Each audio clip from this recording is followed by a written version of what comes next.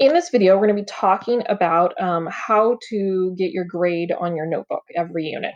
So since we just sort of have finished the statistics unit, we're going to go ahead and do this. So this is the front cover, or the front page, and then right beyond that front page is the notebook grading self checklist. So the first thing you're going to fill in is the date. The due date for this one is going to be Monday, 9/14.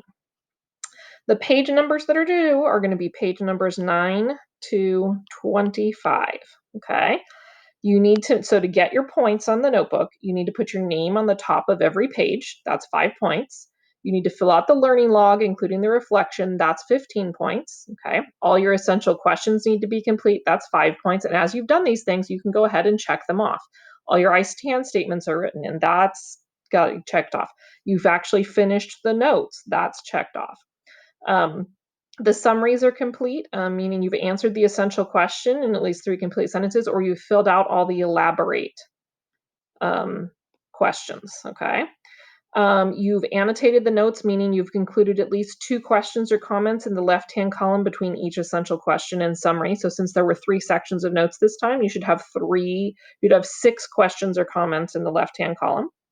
You update the table of contents, and it is scanned as the last page. That's going to make more sense when we talk about how this is going to get turned in.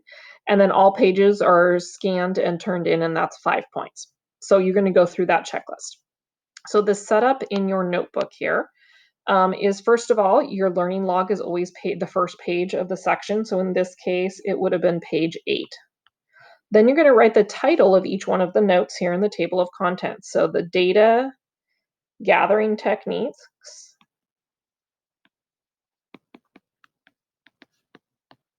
was the first one, and this was on page 9. And you only need to write the first page number there because that's how table of contents works. Then it was shape, center, and spread, and that was page 14. And then normal distributions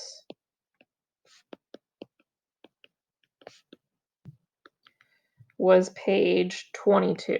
Now that you know that you have to do this, when it comes to the other units, you could put this in there every time we do a section, and it gives you the topic number. You just have to write the title and the first page, okay?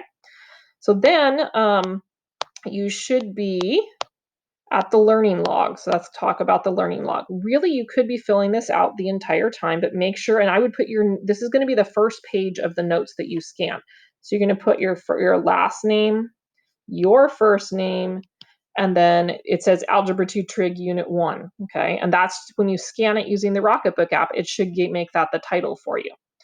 All right, so basically what you're gonna do is before the test, which we really should have done this before the test, and we didn't because we were doing performance tasks. So you wanna go through and you wanna assess, these are the I can statements that we put on our notes every day. So if you don't remember what this was, you can look for that I can statement and go, oh, it was what we were doing in this first set of notes. Go skim the notes for that.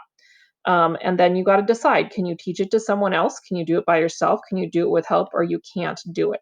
So you would check off where you are at. You can do this in pencil because you can adjust this as you go. You could actually do this every single day or after you've done the homework assignment. Go ahead and make an assessment on what you know, what you actually know how to do. And then before the test, you're going to do a reflection on your learning.